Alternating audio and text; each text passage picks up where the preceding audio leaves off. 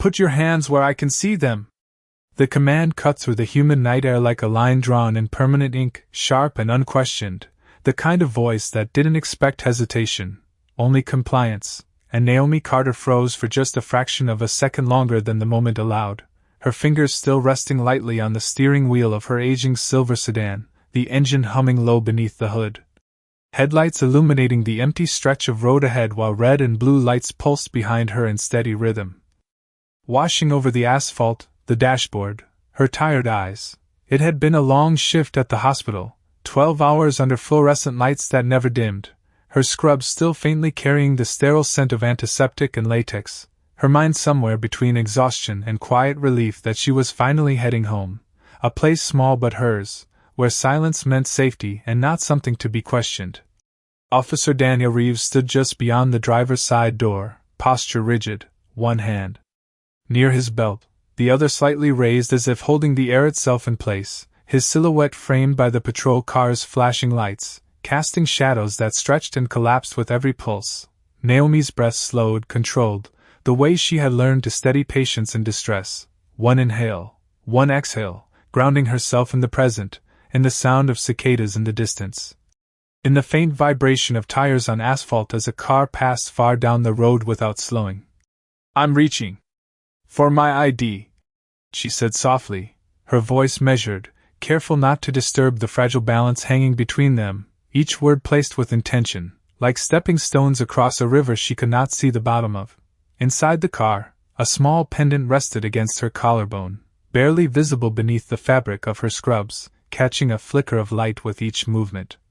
Its surface etched with a symbol that meant nothing to anyone who hadn't lived a different life, a different story, one that didn't belong on the side of a quiet American road at 11:42 p.m. Reeves didn't respond immediately, his gaze fixed, unreadable, as if calculating something beyond the moment, beyond her, beyond the ordinary exchange of a routine stop. Time stretched, thin and fragile, the air thick with something unspoken, something heavier than procedure, heavier than protocol. Naomi's hand moved slowly, deliberately, toward the glove compartment, every motion transparent, every intention visible, her shoulders relaxed but her awareness sharpened. The way it always did when something didn't feel right but couldn't yet be named, the night seemed to hold its breath with her, the distant hum of the city fading into nothing, leaving only the quiet rhythm of her heartbeat and the flicker of red and blue lights painting the world in alternating truths. Somewhere far away, a dog barked once and fell silent. Somewhere closer, gravel shifted under Reeves' boot as he adjusted his stance, the smallest movement echoing louder than it should. Naomi didn't look at him again, not directly, not yet. Keeping her focus forward, on the road, on the thin white line stretching into darkness, because sometimes looking away was the only way to hold on to calm, and in that suspended moment, balance between command and response, between assumption and reality, something unseen began to tilt, just slightly, just enough that by morning, everything would be different, though either of them knew it yet, not the man standing in authority beneath flashing lights, and not the woman whose story had never been meant to end on the side of a quiet road. Naomi's fingers brushed the edge of the glove compartment before she paused again, not out of fear, but out of instinct, the kind that had guided her through countless nights in crowded emergency rooms where tension could rise and fall in a single breath, where reading a room meant the difference between calm and chaos. And something here felt off, not loud, not obvious, just a subtle shift beneath the surface like a current moving in the wrong direction. She slowly turned her head, just enough to glance toward Officer Reeves, her eyes steady, searching not for permission but for understanding, and found none, only that same fixed stare, distant yet focused, as if he had already decided what this moment meant before it had fully unfolded. "My license is in the glove compartment," she said again, softer this time, her voice carrying the quiet patience of someone used to explaining herself more than once, used to being careful in ways others never had to consider. The dashboard clock ticked forward, 11:43 p.m., its faint digital glow casting a pale green light across the interior, illuminating the worn edges of a hospital badge clipped to her pocket. Her name printed clearly beneath a small photo that captured a different version of her, one smiling, one untouched by the weight of long nights and unspoken expectations. Outside, the world remained still, the kind of stillness that felt unnatural, as if even the wind had decided to wait. Reeves shifted again, his radio crackling briefly at his shoulder before falling silent, the static dissolving into the night, and for a moment it seemed like he might speak, like he might respond. But the silence stretched instead, pulling tight around them. Naomi exhaled slowly, her hand finally moving to open the glove compartment with deliberate care, the hinge creaking softly, revealing a stack of neatly organized papers, a small flashlight, and an envelope tucked carefully to the side, its edges slightly worn from being handled more often than necessary. She reached for her wallet, fingers steady despite the tension that now lingered in the air. A tension she could not quite name but could not ignore either. Her mind flickered briefly to earlier. That evening, to the patient she had stayed late for, an elderly man who had refused to let go of her hand until his breathing steadied, who had whispered a quiet thank you as if it carried more weight than the room could hold, and she had smiled then, reassuring, present, exactly where she needed to be. Now, sitting in her car under flashing lights, that same calm settled over her, not forced, not fragile, but practice. Grounded in something deeper than circumstance, she pulled out her license slowly, holding it between two fingers where it could be clearly seen, her movements transparent, intentional, leaving no room for misunderstanding. The pendant at her neck shifted again as she leaned forward. Slightly, catching another brief flash of light, its engraved surface reflecting a pattern that lingered for just a second longer this time, as if the night itself had taken notice. Reeves' gaze followed the motion, just for an instant, then returned to her face, his expression tightening in a way that was almost imperceptible, but enough. Naomi noticed, not reacting, not questioning, simply observing, the way she always did. Gathering details, storing them quietly. "Here it is," she said, extending her hand just slightly, not too far, not too fast, offering exactly what had been asked, nothing more, nothing less. And in that small, controlled exchange, something invisible shifted again, a line drawn somewhere either of them could see, a line that would not matter until it mattered all at once, though for now, the night remained suspended, holding its silence, waiting. Officer Reeves did not reach for the license right away, and that hesitation, small as it was, stretched across the space between them like a question that refused to be asked out loud, his eyes lingering not on the card Naomi held but somewhere just beyond it, as if he were trying to reconcile something that did not fit into the version of this moment he had already constructed in his mind. The flashing lights behind him continued their steady rhythm, casting alternating shadows across his face, revealing tension in the tightening of his jaw, the subtle narrowing of his eyes, the kind of details Naomi had learned to notice without staring, without reacting, simply registering them the way she did with patients who said one thing but showed another. "Step out of the vehicle," he said finally, his voice controlled, measured, but carrying a firmness that left no space for negotiation, and Naomi felt the shift immediately, not dramatic, not loud, but decisive, like a door closing. Somewhere behind her, she blinked once, steadying herself, her hand still extended with the license, the cool night air brushing against her skin through the open window, carrying with it the faint scent of damp pavement and distant pine. "Is there a problem, officer?" she asked, not challenging, not defensive, just clear. Her tone the same one she used when asking a question that deserved an answer, but Reeves did not respond to that, not directly, his focus sharpening instead as he took a step closer to the car, gravel crunching under his boot, the sound louder now, heavier. Naomi lowered her hand slowly, placing the license carefully on the dashboard where it would remain visible, her movements deliberate, transparent. Each action designed to remove uncertainty, to reduce the space for misinterpretation. Because she understood, perhaps more than she wished she did, how quickly a moment like this could become something else entirely. She reached for the door handle, her fingers brushing the cool metal before pulling it open with controlled ease, the interior light flicking on and spilling softly onto the road, illuminating the edge of her shoes, the hem of her scrubs, the small details that made her who she was in that moment. A woman at the end of a long shift, standing on the side of a quiet road under a sky that offered no answers. When she stepped out, she did so slowly, her posture upright, her hands visible, her gaze forward but aware, the way she had been taught to carry herself in spaces where being seen did not always mean being understood. The night air wrapped around her, cooler now, grounding, and for a brief second, she looked up, just slightly, catching a glimpse of the dark sky above. The faint outline of stars barely visible through the glow of the patrol lights. Reeves circled the front of the car, his presence moving from one side of her world to the other, repositioning, controlling the space without needing to say it out loud, and Naomi remained still, her breathing steady, her attention focused, not on fear, but on staying present, on not letting the moment pull her somewhere she could not return from. "Keep your hands where I can see them," he added, though her hands had not moved, and she nodded once, a small acknowledgement, her fingers relaxed.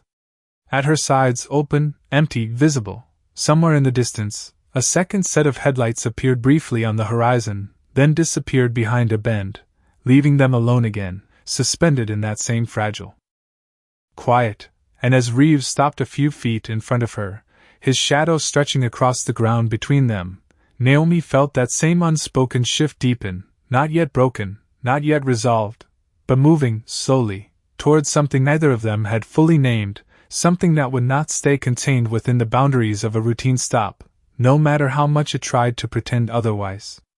Naomi stood exactly where she had stepped out of the car, her shoes aligned with the edge of the faded white line on the asphalt, her posture steady, her hands still visible at her sides, and yet the space around her felt like it was shifting, not physically but in a way that pressed inward, narrowing, tightening with every second that passed without explanation. Officer Reeves stopped a few feet in front of her, his presence filling the silence more than his words ever could, his gaze moving over her not with curiosity but with assessment, as if he were searching for something that justified what had already begun in his mind. "Turn around," he said, the instruction coming without build-up, without context, landing flat and heavy in the still night air. Naomi did not move immediately, not out of defiance, but because the request did not match the moment, did not align with the calm, the compliance, the stillness she had maintained from the beginning, and that disconnect echoed louder than anything else. "Officer, I have done everything you asked," she replied quietly, her voice even, respectful, but grounded, the kind of tone that came from someone who understood both authority and boundaries, someone who knew how to speak without escalating, how to stand without provoking. Reeves' expression did not soften, did not shift, and the lights behind him continued their relentless pulse, red then blue, painting her face in alternating shades of urgency and restraint. "Turn around," he repeated, sharper now, the words cutting shorter, leaving less room for interpretation. Naomi inhaled slowly, feeling the cool night air fill her lungs, steadying her again, grounding herself in the present, in the texture of the pavement beneath her feet, in the faint rustle of leaves. Somewhere beyond the roadside, small details that reminded her she was still here, still in control of herself even if the moment was slipping beyond her understanding. She turned carefully, deliberately, her movements smooth, predictable, her hands still visible, still open, her back now facing him, the thin fabric of her scrubs catching the breeze, and for a brief second, the pendant at her neck shifted forward, slipping slightly into view against the collar, catching a flicker of light that lingered longer this time, as if the moment itself had paused to notice. Behind her, she could hear Reeves move closer, the sound of his boots against gravel measured and controlled, each step closing the distance in a way that felt heavier than it should have, and Naomi kept her eyes forward, focusing on the darkness beyond the edge of the road, on the faint outline of trees swaying gently, on anything that anchored her away from the tension building just behind her. Her mind flickered again. Not to fear, but to memory, to the hospital corridor she had walked just hours earlier, to the quiet gratitude in a patient's eyes, to the reminder that presence, calm, and patience could hold a moment together even when everything else threatened to pull it apart. "Place your hands behind your back," Reeves said, his voice closer now, lower, carrying a finality that settled into the air like a weight. Naomi hesitated, just for a breath, not resisting, not refusing, but processing, measuring the distance between what was happening and what should have been happening, and in that brief pause, something unseen tightened again, the invisible line stretching thinner, more fragile. She slowly began to move her hands, deliberate as before, transparent, controlled. But the night no longer felt still, it felt watchful, as if everything around them had shifted from waiting to witnessing, and though no one else stood on that road, the moment no longer belonged only to them, it had begun to carry something larger, something that would not remain contained within the quiet boundaries of a single traffic stop. Naomi's hands moved slowly behind her back, fingers open, wrists aligned exactly as instructed, her breathing steady even as the air around her seemed to tighten with every passing second, the quiet no longer neutral but charged, like a storm that had not yet broken but was already pressing down on everything beneath it. She felt the space behind her shift as Officer Reeves stepped closer, close enough now that she could hear the faint rustle of his uniform, the subtle creak of leather from his duty belt. Details that should have been ordinary but felt amplified in the silence. "Do not move," he said, though she had not moved, though she had done nothing but follow every instruction with careful precision, and the repetition of command without cause settled into her like a question with no answer. Naomi kept her gaze forward, fixed on the dark stretch of road ahead, the faint shimmer of heat still rising from the asphalt even at this hour, her mind anchoring itself to the smallest constants. The distant hum of a highway miles away, the soft brush of wind against her sleeves, the rhythm of her own heartbeat steady and controlled. Behind her, Reeves paused again, and that pause felt heavier than motion, heavier than words, as if something unseen was being decided in that silence, something that did not belong to procedure or protocol but to something deeper, something less visible and far more dangerous. Naomi swallowed slowly, not out of fear, but to steady herself, to keep her voice clear when she spoke again. "Officer, is there something I need to know?" The question simple, respectful, but grounded in a need for clarity that had been absent from the start. There was no answer, only the faint crackle of the radio at his shoulder, a voice beginning to form and then cutting out into static, leaving behind nothing but the echo of interruption. Her fingers remained still, relaxed but ready, her posture unchanged. Her presence calm in a way that was not passive but intentional, the calm of someone who refused to let the moment define her even as it pressed in from all sides. A car passed in the far distance, its headlights sweeping briefly across the scene before disappearing again, a reminder that the world was still moving. Somewhere beyond this narrow stretch of road, beyond this suspended moment that refused to resolve, Naomi felt the pendant at her neck shift again with her breathing, its weight small but constant, resting just beneath the fabric, unseen but present, a quiet piece of her life that did not belong here and yet had followed her into this moment without explanation. Reeves' shadow stretched long across the pavement beside her, distorted by the flashing lights, expanding and collapsing in uneven rhythm, and for a brief second, she noticed the way it no longer aligned cleanly with his stance, as if even the light struggled to define what was happening. The silence deepened again, thicker now, pressing against her ears, against her thoughts, until it became something she could almost feel, something tangible and close, and in that silence, Naomi understood that whatever this moment was becoming, it had already moved beyond her control, beyond simple misunderstanding, into something else. Entirely. She remained still, grounded, present, holding on to that control within herself even as the space around her shifted, because that was the only thing she could hold, the only thing that could not be taken or rewritten, and yet even that felt fragile now, balanced on the edge of something that had not yet been named but was already unfolding, quietly, inevitably, in the dark. The night did not break, it softened, slowly, almost imperceptibly, as if the tension that had been building could not sustain itself forever and instead dissolved into something quieter, something heavier, something that settled deep into the space between them. Naomi remained standing with her hands behind her back, her shoulders relaxed despite the position, her breathing steady, each inhale measured, each exhale controlled. The kind of rhythm that carried her through moments where panic would have only made things worse. Behind her, Officer Reeves did not speak again, and that silence, once sharp and commanding, had shifted into something else, something uncertain, something that lingered without direction. The flashing lights continued their cycle, red washing over her back, then blue, then darkness. For a split second before it began again, a pattern so constant it almost faded into the background, leaving only the faint hum of the patrol car engine and the distant whisper of wind moving through trees. Naomi's mind drifted, not away from the moment, but deeper into it, grounding itself in memory the way it always had when reality became too narrow, too constrained. And she saw again the hospital corridor from earlier that night, the fluorescent lights reflecting off polished floors, the quiet footsteps of nurses moving between rooms, the soft beeping of monitors that marked time in a language she understood. She remembered the elderly man she had sat beside, the way his breathing had steadied under her calm presence, the way his hand had gripped hers not out of fear but out of trust, and she had stayed, longer than her shift required, longer than anyone had asked.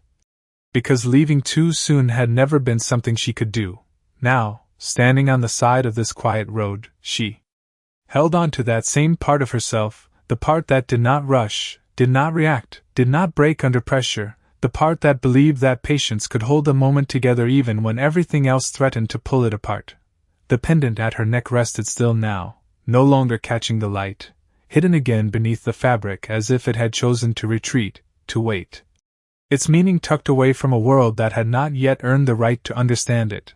Somewhere behind her, Reeves shifted his weight, a subtle movement that carried more hesitation than authority now, the gravel crunched softer, less certain, and for a brief second, it seemed like he might speak, like he might explain, but the words did not come, and the silence remained.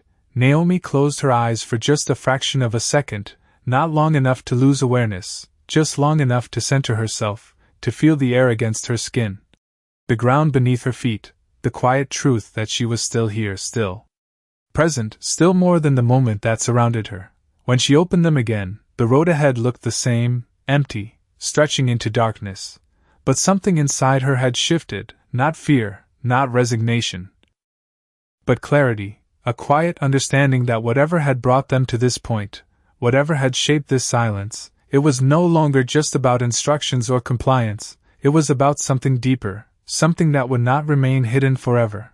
And in that stillness, with the lights continuing their endless rhythm and the night holding its breath, Naomi stood as she had from the beginning, calm, grounded, unshaken. Even as the moment itself began to bend under the weight of what it could no longer contain.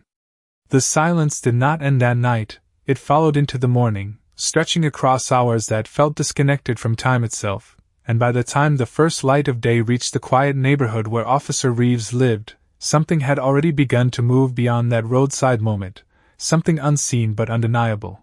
The street was still, lined with identical houses and trimmed lawns damp with early dew. The kind of place where nothing unusual ever seemed to happen, where routine was expected and rarely questioned, and Reeves stood at his front window, staring out with a stiffness that had not left him since the night before, his reflection faint against the glass, his jaw set tighter than usual as if holding something in place.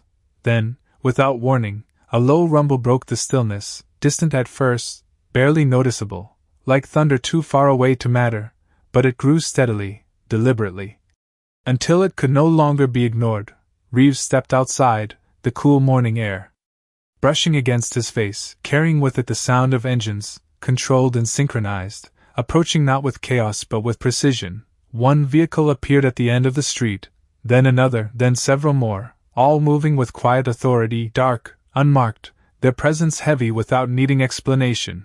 They did not rush, they did not hesitate, they arrived. The vehicles came to a stop around the perimeter of his home, forming a silent boundary, doors opening in unison with a measured rhythm that echoed louder than any command. Men stepped out, each movement deliberate, each posture grounded in discipline that did not need to announce itself, their presence alone shifting the entire atmosphere of the street. Neighbors began to notice, curtains shifting, doors opening just slightly, confusion spreading in hushed whispers that did not dare rise above the weight of what was unfolding.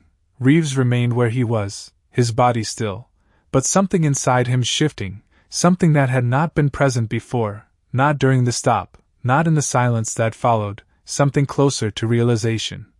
One of the men approached him, not aggressively, not hurried, but with a calm certainty that carried more force than any raised voice could have. He stopped a few feet away, meeting Reeves' eyes directly, holding that gaze with a steadiness that did not waver. For a moment, no one spoke, the air between them filled with everything that had not yet been said.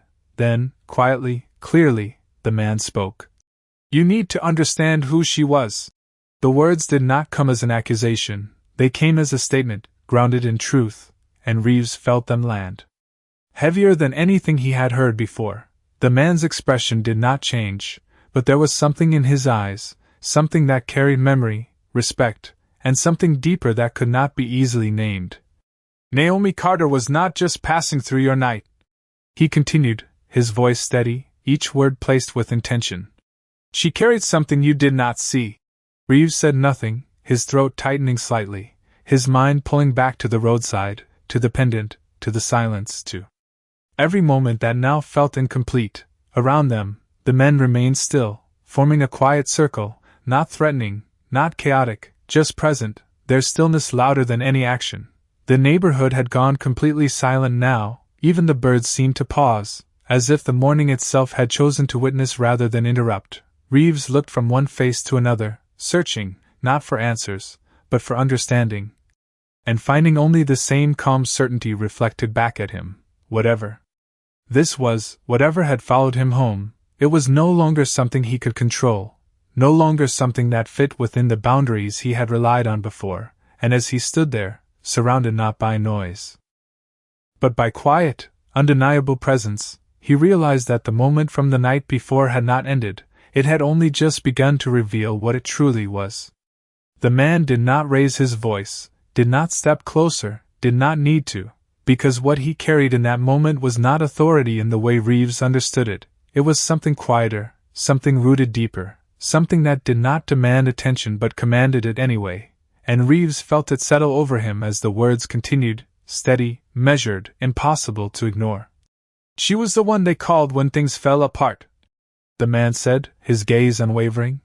"The one who stayed when others could not, the one who understood how to hold a line without ever raising her voice." Reeves swallowed slowly, his eyes flickering for just a second before returning to the man in front of him, his mind pulling fragments together, the calm in Naomi's voice, the precision in her movements, the way she had never once broken under pressure, and now those details no longer felt small, they felt like pieces of something he had failed to recognize. The man reached into his pocket and pulled out a small object, holding it carefully before extending it forward, not as an accusation, not as evidence, but as truth.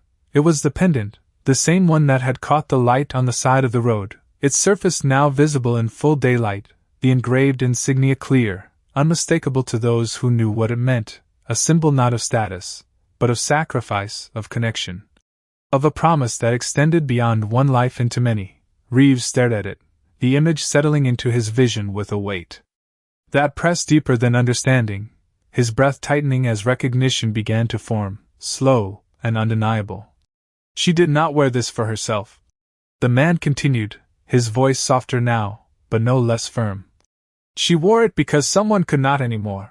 The words hung in the air, heavy with meaning, and for the first time, Reeves felt the shift not just around him, but within him, the structure of certainty he had relied on beginning to fracture under the weight of what he was hearing. The men behind the speaker remained still, their presence unchanged, but now Reeves saw them differently, not as a force, not as a threat, but as something bound together by shared history, by loss, by something he had stepped into without knowing. "She was family," the man said finally, the words simple, but carrying more depth than anything else spoken so far. "Not by blood, but by everything that matters." Reeves lowered his gaze for a moment, the morning light no longer neutral, no longer distant, but sharp, revealing, and he felt the silence press in again, not empty this time, but filled with everything he had not seen, everything he had not understood. The neighborhood remained quiet, the watching eyes behind windows still, the world holding its breath as something deeper than confrontation unfolded in plain sight. Reeves looked back up, his expression no longer fixed, no longer certain, something else now present, something closer to realization, to the first edge of accountability, and though no one demanded it, though no one spoke it aloud, the truth stood there between them, clear and unmovable. Whatever had happened on that road had not ended there, it had carried forward, into this morning, into this moment, into something that could not be dismissed or rewritten, and as Reeves stood surrounded not by force but by presence, by memory, by meaning, he understood, perhaps for the first time, that the moment he thought he controlled had never belonged to him at all. The man slowly closed his hand around the pendant and stepped back, not as a retreat, but as a quiet acknowledgement that nothing more needed to be said, because the truth had already settled into the space between them, heavy and irreversible. The formation around Reeves did not tighten, did not advance, it remained exactly as it was, steady, controlled, unyielding in its presence but absent of aggression. And that stillness carried a message clearer than any command could have delivered. Reeves stood motionless, his shoulders no longer squared in certainty but lowered slightly under the weight of realization, his gaze drifting for a moment past the men, past the vehicles, to the quiet street he had known for years, now unfamiliar, now changed, as if something invisible had shifted the foundation beneath it. A curtain moved in a nearby window, then stilled again, the world watching but not interfering, bearing witness to a moment that did not belong to spectacle, only to consequence. The morning light grew stronger, casting long, defined shadows across the pavement, and Reeves noticed his own shadow stretching unevenly beside him, no longer sharp, no longer aligned. Distorted by angles he had never paid attention to before. The man who had spoken earlier gave a small nod, not of approval, not of forgiveness, but of closure, the kind that did not erase what had happened but marked the point where denial could no longer exist. One by one, without a word, the others began to move, doors opening with quiet precision, footsteps measured, each action deliberate, as if following a rhythm understood without instruction. Engines started softly, not revving, not demanding attention, just present, just ready. The vehicles pulled away in sequence, leaving the street as controlled as they had found it, but not unchanged, never unchanged. Reeves remained where he was, the space around him widening again, the pressure lifting but leaving something behind, something that would not fade with distance or time. His hands hung at his sides, empty, uncertain, no longer guided by the confidence that had once defined them, and for the first time, he did not reach for anything.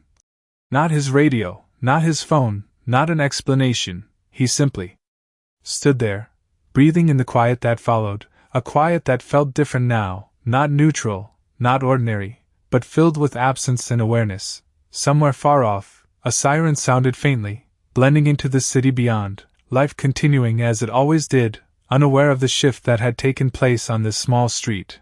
Reeves lowered his gaze to the ground, to the place where the morning light met the edge of the curb, and for a long moment he did not move, as if movement itself required something he no longer possessed.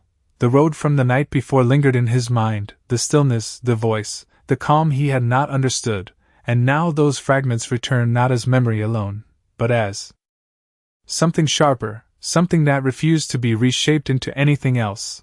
The air moved gently through the trees, carrying the faint sound of leaves brushing together, soft, continuous, indifferent to everything that had just unfolded, and in that quiet, with no one left to witness, no words left to speak, Reeves remained standing, alone now, not in isolation, but in the presence of something he could not escape. Something that would follow him far beyond this street, far beyond this morning, settling into the silence in a way that would never fully leave.